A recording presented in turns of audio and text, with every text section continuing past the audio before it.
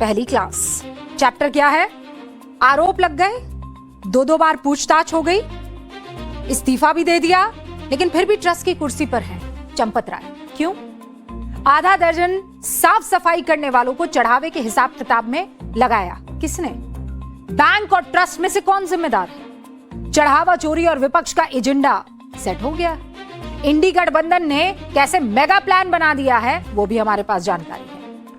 देखिए, राम मंदिर चढ़ावा चोरी कांड में आज बहुत सारे बड़े खुलासे हुए हैं और मैं चाहती हूं कि एक इन्फॉर्म सिटीजन होने के नाते आप उन सारी खबरों को एक बार ध्यान से सुन लें। लेकिन वो बताऊं उससे पहले कुछ याद दिलाती हूं आपको, ये बहुत जरूरी है क्योंकि ये प्रभु राम का सवाल है।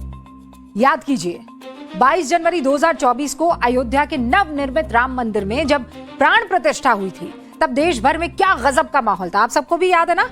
गजब का माहौल था। मतलब ऐसा लग रहा था जैसे सच में प्रभु राम का वनवास खत्म हुआ है और वो अयोध्या लौट आए हैं। और वो अयोध्या सिर्फ अयोध्या नगरी नहीं थी, पूरा देश अयोध्या बन गया था। 5 लाख से ज्यादा मंदिरों में भजन और कीर्तन हो रहे थे, रामायण पाठ हो रहे थे उस दिन। बीजेपी, आरएसएस, वीएचपी मिलकर पूरे देश में 60 दिनों तक राष्ट्रव्यापी दर्शन और उत्सव अभियान चला रहे थे। तब कौन सी बड़ी बड़ी बातें कही जा रही थी, मैं आज आपको याद दिलाती हूं। क्या कहा गया था कि ये राम मंदिर भारत में अगले 1000 वर्षों के लिए राम राज्य की स्थापना का संकेत है। कहा था कि नहीं? कहा गया कि यह सांस्कृतिक गौरव की वापसी है। यह भी कहा गया कि राष्ट्रीय चेतना का मंदिर है। राम मंदिर निर्माण और अयोध्या के विकास को सांस्कृतिक विरासत और विकास का महाकुंभ बताया गया। कहा कि अब महात्मा गांधी के सपनों का सच्चा लोकतंत्र स्थापित हो गया है। तब यह भी कहा गया कि राम हमारे संविधान और मौलिक अधिकारों के प्रेरणा स्रोत हैं। वो आज भी हैं और हमेशा रहेंगे। 22 जनवरी 2024 को पूरा देश राममय था, राम धुन में रमा हुआ था। लेकिन सोचिए, उस वक्त राम राज्य की जो परिकल्पना दिखाई जा रही थी, मैं आपसे आज सवाल पूछती हूं, क्या वो परिकल्पना साकार हो गई? और मैं अयोध्या पूरी की बात नहीं कर रही हूं, मैं तो राम मंदिर ट्रस्ट की ही बात कर रही हूं। राम मंदिर ट्रस्ट के अधीन कुछ कर्मचारी जो हैं, क्या अपने मन से लालच वाले रावण को निकाल पाए? जवाब है नहीं। क्या यही राम राज्य की परिकल्पना थी?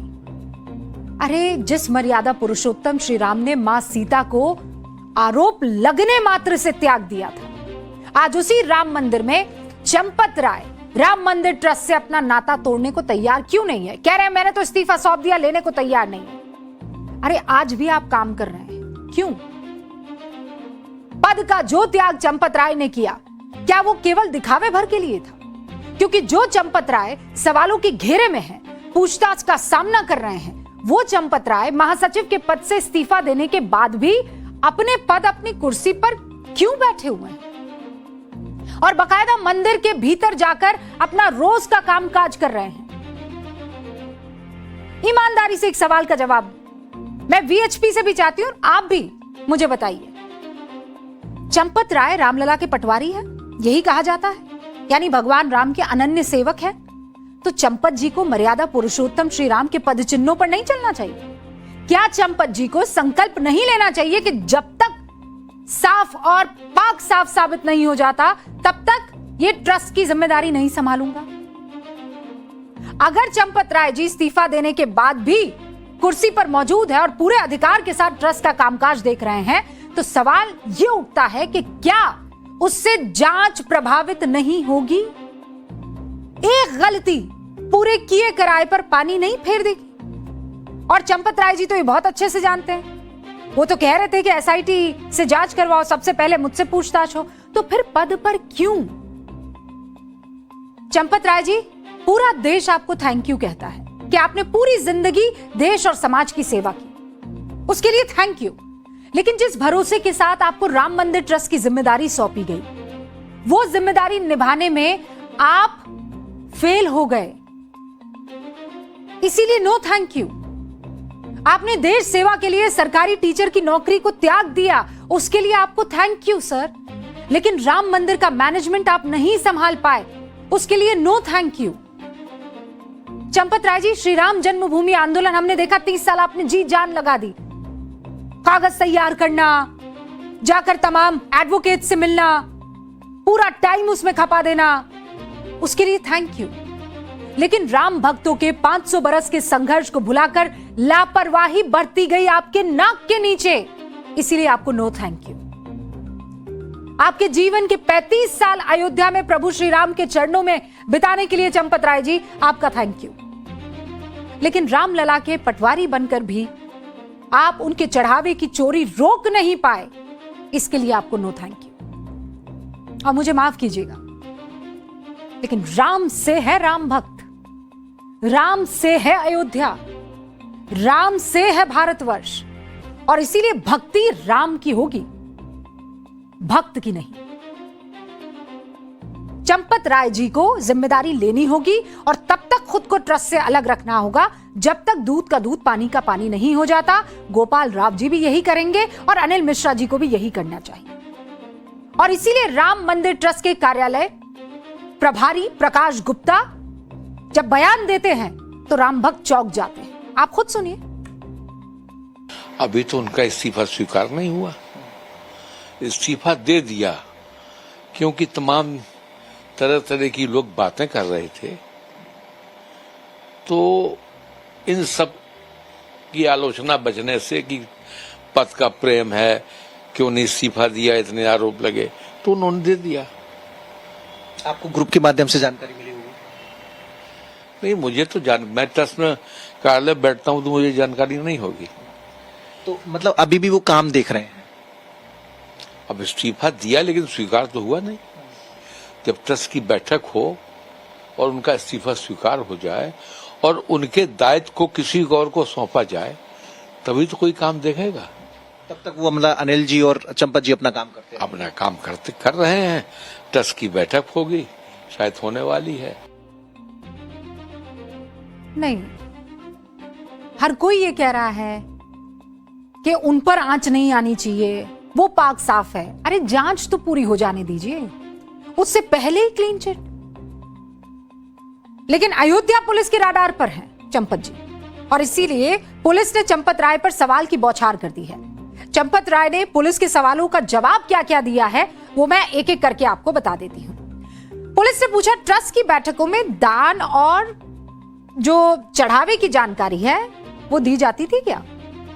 तो चंपत जी ने कहा, ट्रस्ट की बैठकों में दान की जानकारी दी जाती थी लेकिन हर लेन देन की डिटेल नहीं होती थी।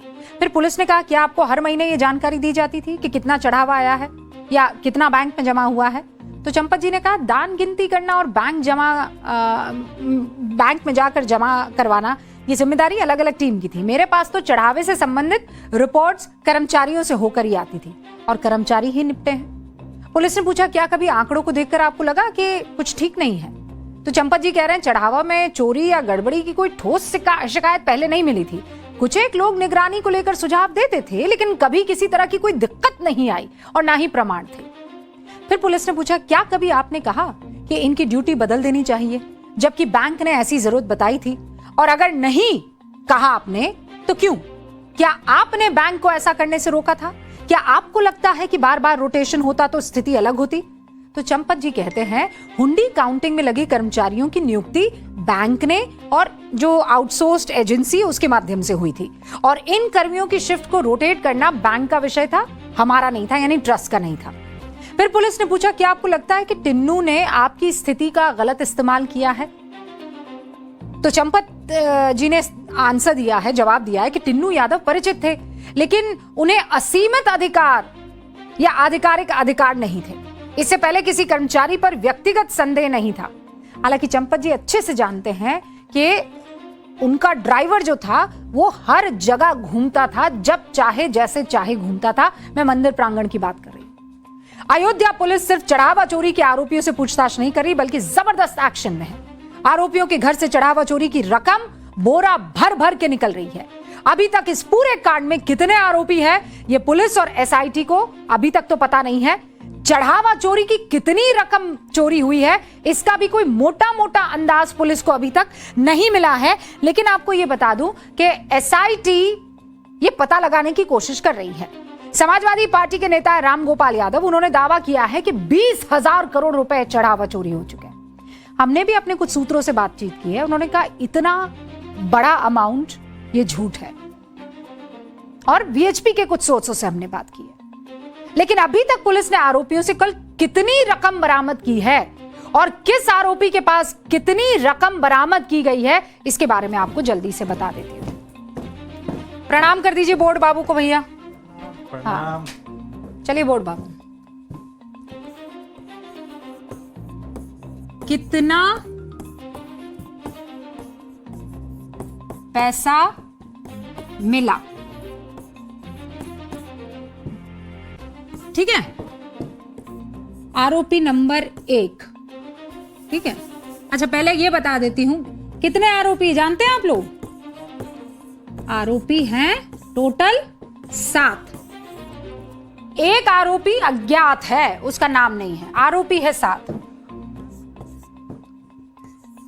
80,85,000 ये क्या है? ये टोटल अमाउंट मिल गया है। टोटल अमाउंट मिला है 80,85,000। अब आप कहेंगे कहां कहां बरामद हुआ है, कैसे कैसे मिला है? तो पहला आरोपी कौन है? अविनाश शुक्ला। ठीक है, अविनाश शुक्ला, उसके यहां से मिला है 20 लाख। ठीक है, 39, ये शुक्ला। ठीक है, इनके यहां से मिला है 20,39,000। अब ये 1000 और लाख लिखूंगी नहीं, ये ऐसे ही समझ लीजिएगा। चलिए दूसरा आरोपी अनुकल्प मिश्रा। ठीक है, अनुकल्प मिश्रा के यहां भी जब पहुंचे तो उनके यहां बरामद हुए 16,82,000 रुपए। ठीक है, फिर आइए तीसरा रमाशंकर मिश्रा।